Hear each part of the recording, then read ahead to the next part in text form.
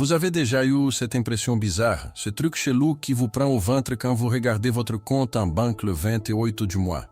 Vous savez, ce moment où vous réalisez que vous avez tout fait comme il faut.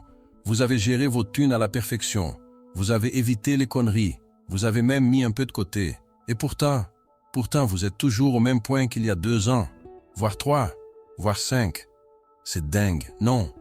Vous n'avez pas flambé votre salaire dans des trucs débiles. Vous n'avez pas fait n'importe quoi. Au contraire, vous êtes carrément devenu un pro de la gestion. Vous savez exactement combien il vous reste après le loyer, les courses, les factures. Vous anticipez. Vous planifiez. Vous faites gaffe. Vous êtes même fier de ça, quelque part. Parce que autour de vous, il y en a plein qui galèrent, parce qu'ils gèrent mal, parce qu'ils claquent tout, sans réfléchir. Mais vous avez compris le système. Vous jouez le jeu comme il faut. Et pourtant, ce sentiment de stagnation ne vous lâche pas. Cette sensation d'être coincé dans une espèce de tapis roulant invisible.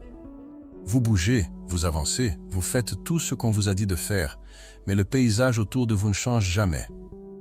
Vous êtes toujours à la même distance du but. Toujours à quelques mois d'une vraie sécurité. Toujours en train de vous dire « encore un peu et ça ira mieux ». Vous voyez le truc? C'est là que ça devient ouf. Parce que si c'était juste une question de mal gérer, ce serait simple. Vous auriez juste à corriger le tir, à faire plus attention, à serrer les boulons. Mais là, c'est différent. Vous avez déjà serré les boulons. Vous êtes déjà attentif. Vous faites déjà tout bien. Et c'est précisément là que le malaise s'installe. Comment c'est possible que la discipline, cette qualité qu'on vous a vendue comme la clé de la réussite, ne vous mène nulle part? Comment c'est possible que suivre les règles à la lettre vous garde exactement là où vous êtes? Est-ce que vous avez déjà pensé à ça, vraiment? Pas juste en passant, mais vraiment. Est-ce que vous vous êtes déjà demandé si, peut-être, c'est pas vous le problème, mais autre chose? Restez avec moi jusqu'au bout, parce que ce que je vais vous montrer va probablement vous mettre mal à l'aise. Pas parce que c'est faux, mais parce que c'est vrai. Et parce que ça remet en question quelque chose que vous croyez depuis toujours. Vous allez découvrir que l'obéissance financière, celle qu'on vous a apprise depuis tout petit, celle qui vous fait payer en temps et en heure, qui vous fait respecter chaque règle, chaque deadline, chaque engagement, cette obéissance-là n'est pas du tout ce qu'on vous a dit qu'elle était. Elle n'est pas votre protection. Elle est votre cage. Et le pire, c'est que vous l'avez construite vous-même, pierre par pierre, en pensant bâtir votre sécurité. Vous avez peut-être l'impression d'être responsable, organisé, mature. Et vous l'êtes. Mais ce que vous ne voyez pas encore, c'est qu'on vous a appris à être responsable d'une manière très spécifique. Une manière qui ne vous libère pas. Une manière qui vous maintient exactement là où quelqu'un d'autre a besoin que vous soyez. Alors voilà la vraie question, celle qui devrait vous empêcher de dormir ce soir. Et si tout ce que vous faites de bien servait quelqu'un d'autre que vous? Ça vous paraît fou. Attendez de voir la suite. Parce que justement, si ce que je viens de dire résonne en vous, même un tout petit peu, c'est que vous faites partie de ces gens pour qui ce canal existe. Pas les gens qui cherchent des recettes miracles ou des promesses en l'air, non. Les gens qui pensent, qui réfléchissent, qui ont fait l'effort et qui méritent enfin des réponses qui tiennent la route. Alors si vous vous reconnaissez là-dedans, laissez un like maintenant et abonnez-vous. Pas pour moi, pour vous. Parce que chaque vidéo ici, c'est un bout de clarté de plus dans ce bordel organisé qu'on appelle la vie d'adulte responsable. Et plus on est nombreux, plus ce genre de contenu continue d'exister. C'est aussi simple que ça. Maintenant, revenons à cette cage invisible que vous avez construite sans le savoir. Vous savez, ce qui est le plus tordu dans cette histoire, c'est que tout a commencé avec les meilleures intentions du monde. Personne ne vous a forcé à devenir cette version ultra organisée de vous-même. Au contraire, vous avez choisi ça. Vous avez vu autour de vous des gens qui galéraient, qui vivaient dans le stress permanent, qui se faisaient avoir, qui perdaient le contrôle. Et vous vous êtes dit, « Moi jamais. Moi je vais faire gaffe. Je vais anticiper. Je vais tout prévoir. » Et franchement, c'était intelligent. C'était même courageux. Parce que mettre en place cette discipline, ça demande un effort de dingue. Ça veut dire renoncer à des trucs sympas maintenant, pour avoir mieux plus tard. Ça veut dire non quand tout le monde dit oui. Ça veut dire se tenir à un plan même quand c'est chiant, même quand personne ne vous regarde, même quand vous avez envie de tout plaquer. Au début, ça marchait. Vous sentiez que vous contrôliez votre vie. Vous aviez cette sensation de maîtrise, cette fierté discrète de savoir que vous ne feriez pas les mêmes erreurs que les autres. Vous regardiez vos relevés de compte avec satisfaction. Pas de découvert, pas de surprise. Tout était carré. Tout était sous contrôle. Mais à un moment, quelque chose a changé. Vous n'avez pas remarqué quand exactement. C'était progressif, subtil. Cette discipline qui vous protégeait au départ, elle a commencé à vous serrer un peu trop fort. Comme un vêtement qui vous allait parfaitement et qui, sans que vous compreniez comment, est devenu trop étroit. Vous vous êtes mis à faire attention à tout. Pas juste aux grosses dépenses, non. À tout. Chaque euro. Chaque petit plaisir. Chaque écart potentiel. Parce que dans votre tête, il y avait cette voix qui disait « Fais gaffe. Si tu lâches maintenant, tout va s'écrouler. Si tu te permets ça aujourd'hui, demain ce sera l'effet domino. » Et c'est là que le truc devient ouf, parce que vous ne vivez plus vraiment. Vous gérez. Vous optimisez. Vous calculez. Mais vivre. Prendre un risque. Tenter un truc qui n'est pas 100% sûr. Ça devient flippant. Trop flippant. Parce que dans votre esprit, chaque mouvement en dehors du plan établi ressemble à une menace. Vous voulez un exemple concret. Imaginez qu'une opportunité se présente. Un projet qui vous botte vraiment. Quelque chose qui pourrait changer votre situation. Mais ça demande un investissement. Pas énorme, mais réel. Qu'est-ce qui se passe dans votre tête à ce moment-là? Vous analysez. Vous pesez le pour et le contre. Vous calculez les risques. Et au final, vous ne bougez pas. Pas parce que c'est une mauvaise idée, mais parce que ça sort du cadre. Parce que c'est pas dans le plan. Parce que et si ça foire? Alors vous restez là où vous êtes. En sécurité. Stable. Organisé. Mais au fond de vous, il y a ces petits pincements. Cette frustration sourde. Parce que vous savez, quelque part, que vous venez de laisser passer quelque chose, encore une fois. Et le pire, c'est que personne ne comprend. Quand vous en parlez autour de vous, les gens vous disent « Mais t'as raison d'être prudent. C'est bien de ne pas prendre de risques inutiles. » Et vous acquiescez. Parce que c'est vrai. Non. La prudence, c'est une qualité. Mais dans votre ventre, il y a ce truc qui vous dit que c'est pas juste de la prudence. C'est autre chose. C'est plus profond. C'est comme si vous étiez devenu prisonnier de votre propre système de protection. Vous commencez à éviter tout ce qui pourrait déstabiliser votre équilibre fragile. Pas juste les mauvais choix. Tous les choix. Parce que chaque choix, même bon, comporte une part d'incertitude. Et l'incertitude, ça fout les jetons. Alors, vous préférez rester dans ce que vous connaissez, dans ce qui est prévisible, dans ce qui ne vous fera pas bugger. Et jour après jour, mois après mois, votre vie devient de plus en plus étroite, de plus en plus contrôlée, de plus en plus petite. Vous avez peut-être un compte bancaire nickel. Vous avez peut-être zéro dette. Vous avez peut-être tout fait comme il faut. Mais à quel prix? Combien d'opportunités vous avez laissé passer? Combien de fois vous vous êtes dit « Non » par peur de dérégler la machine? Et là, vous réalisez un truc qui fait mal, vraiment mal. C'est que cette discipline, elle ne vous protège plus. Elle vous empêche. Elle ne vous fait plus avancer. Elle vous garde exactement là où vous êtes. Parce que avancer, ça implique du mouvement, du changement, de l'inconnu. Et votre système, il a été conçu pour éliminer l'inconnu, pas pour l'embrasser. Vous voyez où je veux en venir.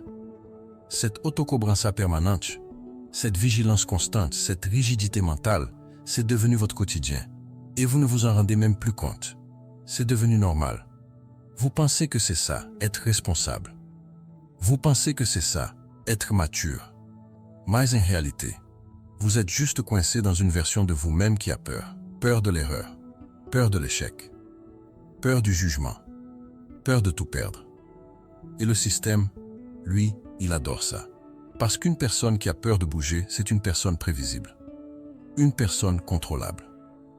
Une personne qui va continuer à suivre les règles, à payer en temps et en heure, à rester dans les cases, sans jamais poser de questions dérangeantes. Parce que poser des questions, ça demande du courage. Ça demande d'accepter qu'on sait, peut être trompé. Que ce qu'on croyait être une armure était en fait une chaîne. Et accepter ça, c'est douloureux. C'est tellement plus simple de se dire « Non, c'est moi qui dois mieux faire.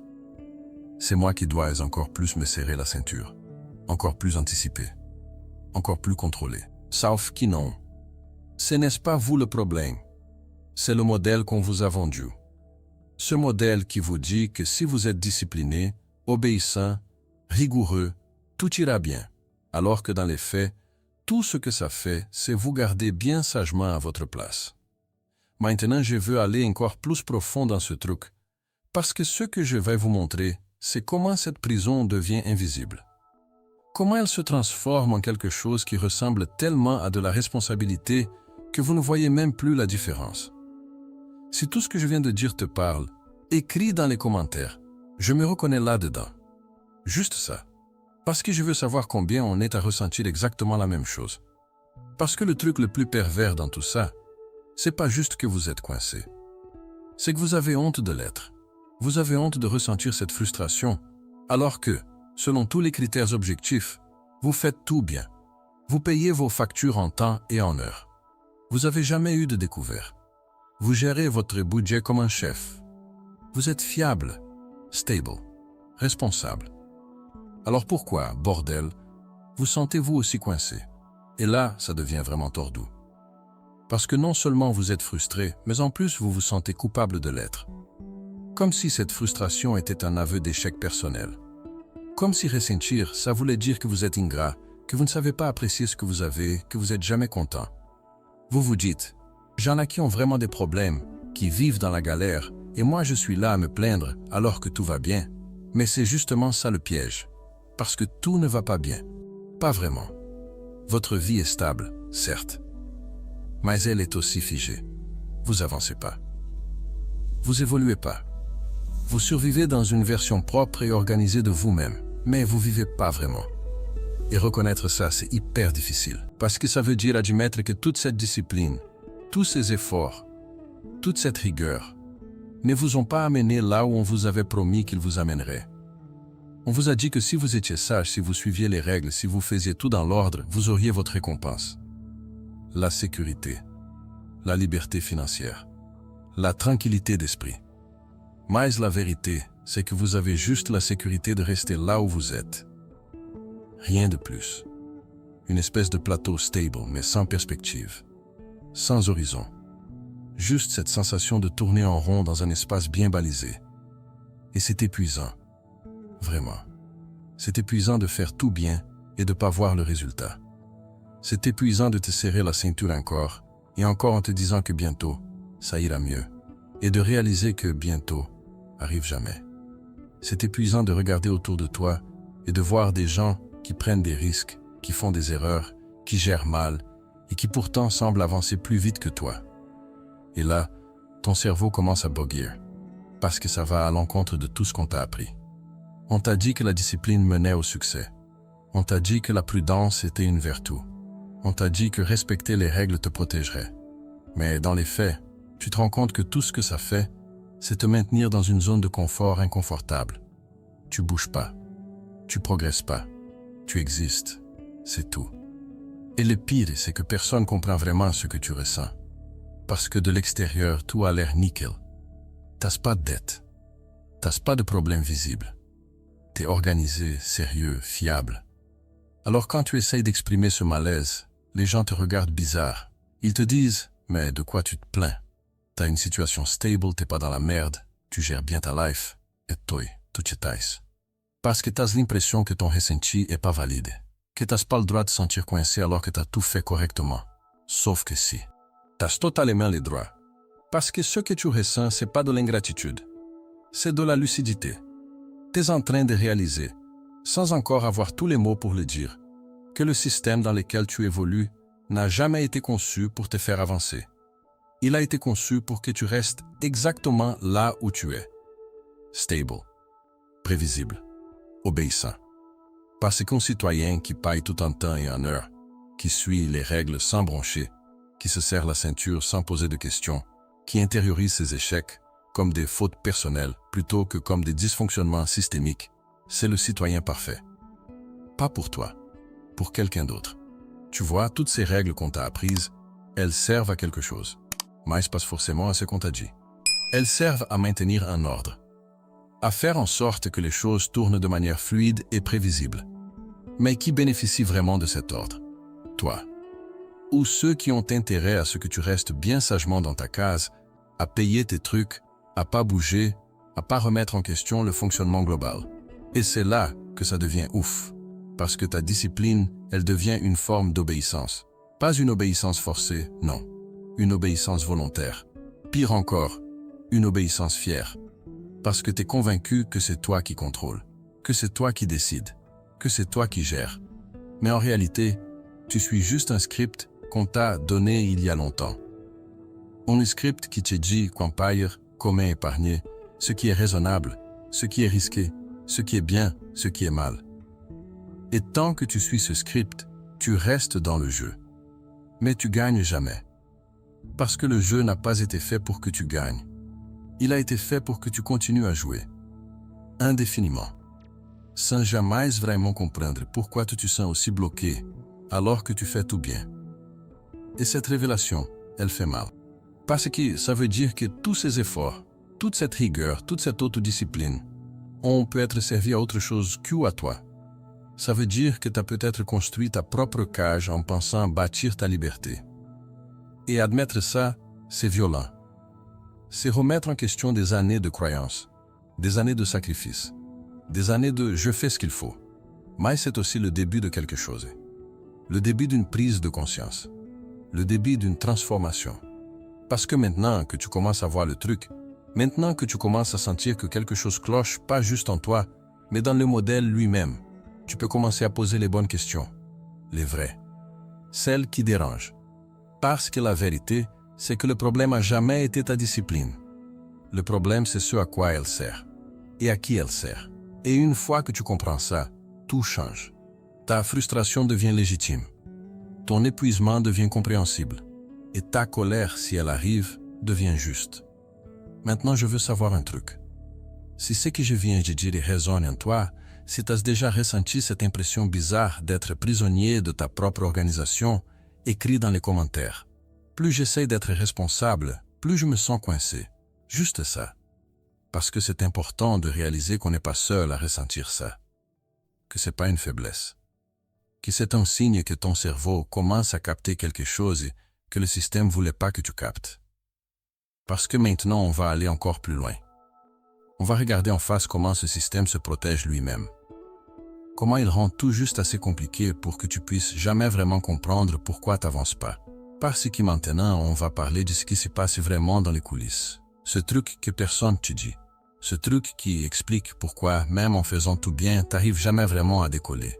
Imagine un jeu. Un jeu de société classique, avec des règles, des cases, des pions. On te donne le livret de règles. Tu le lis. Tu comprends. Tu sais comment bouger ton pion, combien de cases tu peux avancer, ce que tu dois faire à chaque tour. Et tu joues. Sérieusement. Tu suis chaque règle à la lettre. Tu fais tout comme il faut.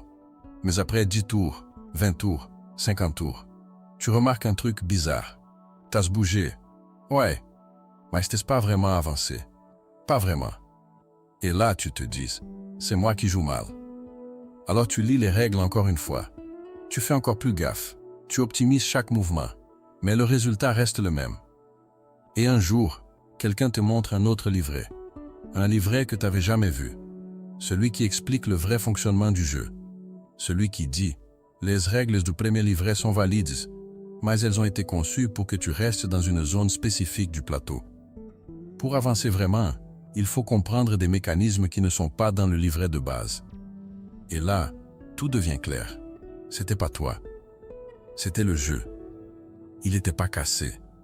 Il fonctionnait exactement comme prévu. Mais pas pour toi. Pour quelqu'un d'autre.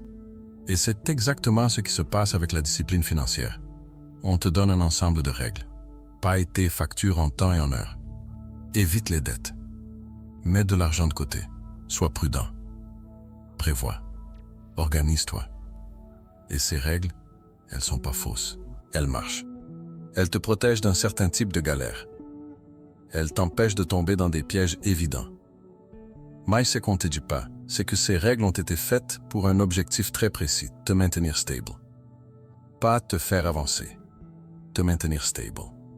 Parce qu'une population stable, prévisible, qui paye tout ce qu'elle doit sans poser de questions, c'est une population gérable, contrôlable. Une population qui fait tourner la machine.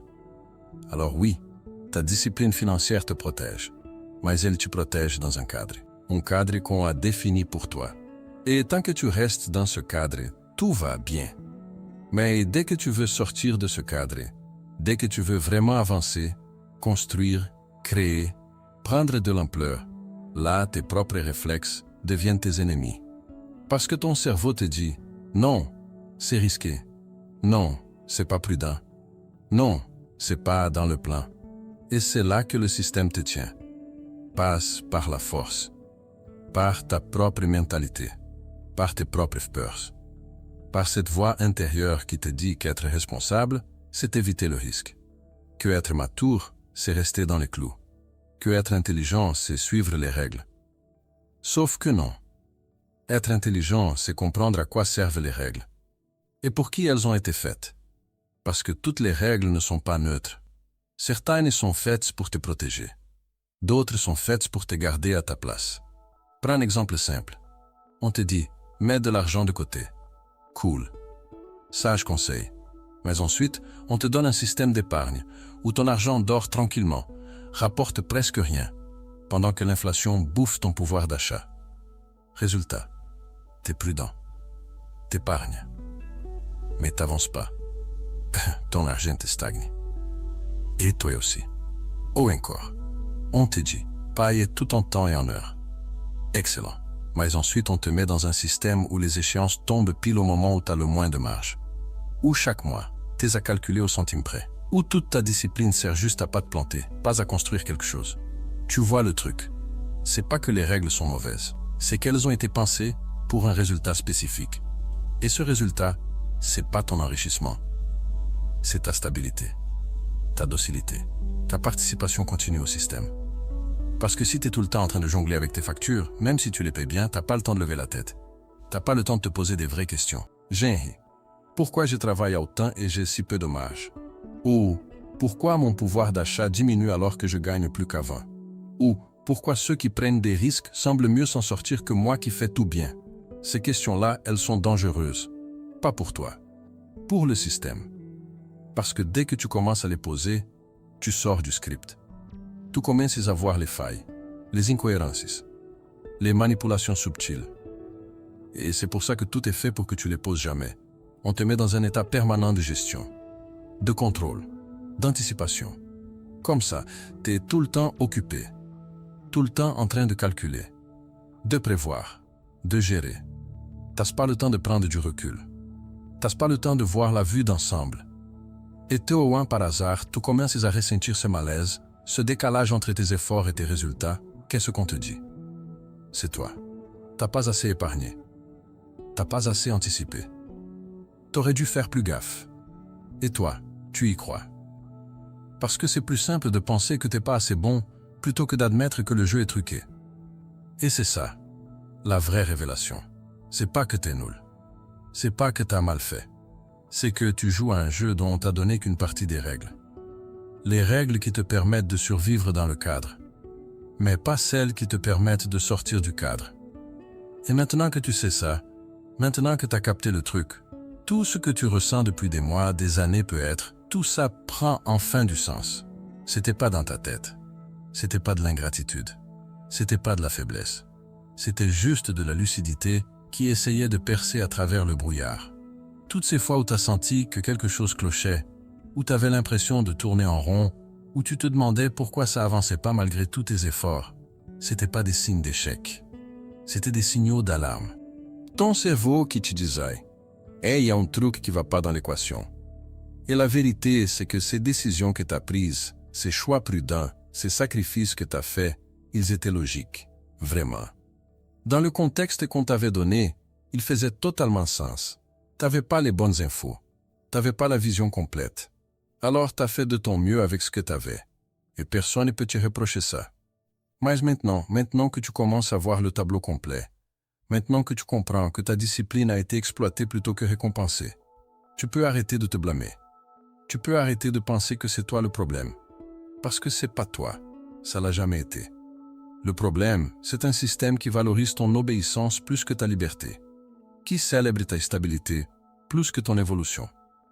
Qui préfère que tu restes un pion bien rangé plutôt qu'un joueur qui comprend vraiment les règles. Et maintenant qu'on a posé ça, maintenant qu'on a nommé le truc, on va aller encore plus loin. Parce que comprendre, c'est une chose. Mais voir comment ça continue à fonctionner, même quand tu commences à capter, c'en est une autre. Et écris dans les commentaires. Maintenant, je comprends mieux. Si cette révélation vient de faire tilt dans ta tête, si des trucs commencent enfin à s'emboîter, marque-le. Parce que c'est le début d'un vrai changement de perspective. Parce que maintenant qu'on a posé tout ça sur la table, maintenant qu'on a décortiqué ce mécanisme invisible, il faut qu'on parle d'un truc essentiel. Un truc qui change absolument tout dans ta manière de te voir toi-même. T'es pas dysfonctionnel. T'es pas un raté. T'es pas quelqu'un qui comprend pas comment marche la vie. Au contraire. T'es quelqu'un qui a parfaitement compris ce qu'on t'a enseigné. T'as intégré les leçons qu'on t'a données. T'as appliqué les principes qu'on t'a transmis. Et tout l'a fait avec sérieux, avec rigueur, avec une vraie conscience de tes responsabilités. Le problème, c'est pas que t'as mal appris. C'est qu'on t'a enseigné un système incomplet. On t'a donné les règles de survie, pas les règles de progression. On t'a appris à ne pas tomber, pas à monter. Et ça change absolument toute la donne. Parce que quand tu réalises ça, quand tu captes vraiment que ton problème, c'était pas ton manque d'effort, mais ton manque d'information, tout se réorganise dans ta tête.